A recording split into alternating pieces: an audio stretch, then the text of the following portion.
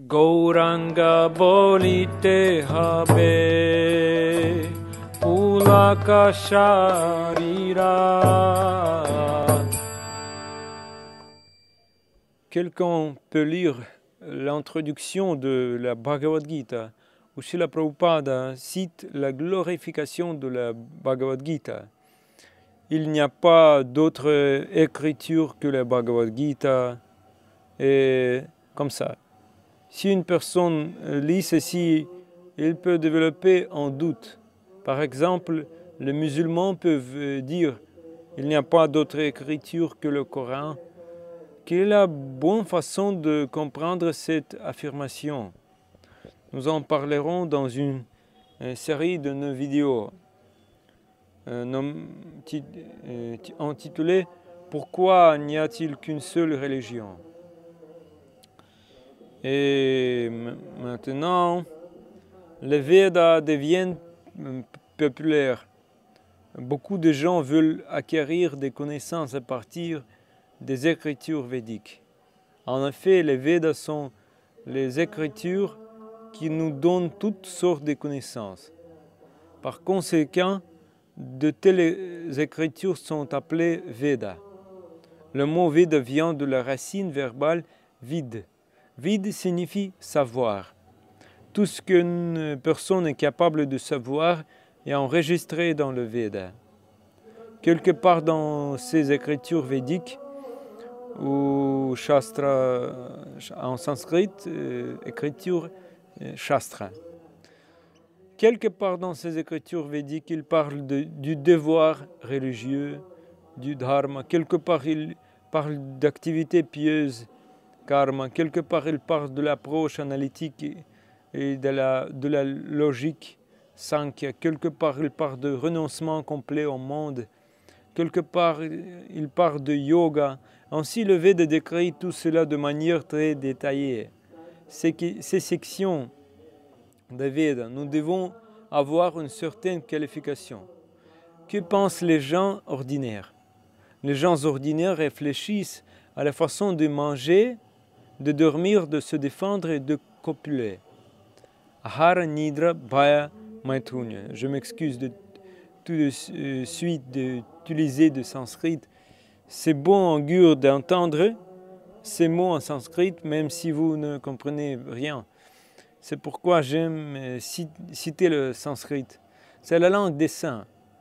Même si une personne est très intelligente, mais le Veda est un tel shastra, écriture, qui est comme l'océan. Des âmes très rares peuvent plonger dans les profondeurs, au fond de l'océan, pour y récolter des perles précieuses. Ce ne sont pas mes mots. Cela a été dit par Bhaktivinoda Thakur, le grand saint. Ce ne sont pas mes mots. Je me fierai à ces paroles.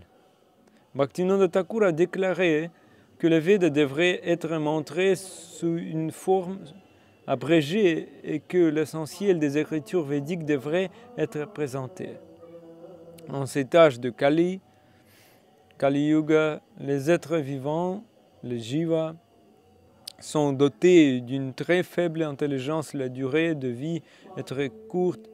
Par conséquent, il est nécessaire de connaître les Védas sous une forme abrégée afin de savoir brièvement ce qu'il y a à l'intérieur de Védas. Que dire de notre époque? Le Kali Yuga, dans l'âge précédent, Dvapara Yuga, les gens avaient la raison, l'intellect, la logique, mais ils ne pouvaient pas comprendre la véritable signification des Védas. Par conséquent, certains ont pris le chemin du karma comme le plus important. Certains ont pris le chemin du yoga comme le plus important. Certains accepté la logique comme le chemin le plus important. Certains accepté la connaissance impersonnelle de Dieu. Ainsi, les gens ont compris les Védas de différentes manières. Chacun a suivi son propre chemin. L'un d'eux a dit « Ah, le Veda décrit comment vivre pieusement dans ce monde et accomplir des rituels. D'autres disent Veda signifie parler de Gyana, de philosophie, de la nécessité de renoncer à ce monde. D'autres ont dit les Védas enseignent comme se dissoudre dans le Brahman impersonnel. À cette époque, il n'y avait pas encore de Coran, il n'y avait pas de Nouveau et d'Ancien Testament. Il y a 5000 ans. 5000 ans. La culture védique existait sur toute la planète. Toute la planète. Mais même alors, il y avait des contradictions. J'ai ma propre religion et vous avez votre propre religion. Ma religion est meilleure que la vôtre. Pourquoi y a-t-il de telles différences? Parce que différentes personnes avaient des qualifications différentes. En sanskrit, cela signifie adhikara. Selon ces qualifications, la personne s'est déplacée dans cette direction. La connaissance du peuple était incomplète. Connaissance incomplète, asampurna jnana. Si quelqu'un me demande pourquoi ne puis-je pas accepter l'islam, je répondrai, je n'ai pas de telle qualification.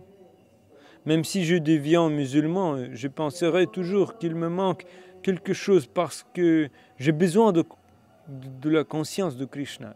Je serai un mauvais musulman. En fait, au départ, je n'avais aucune qualification.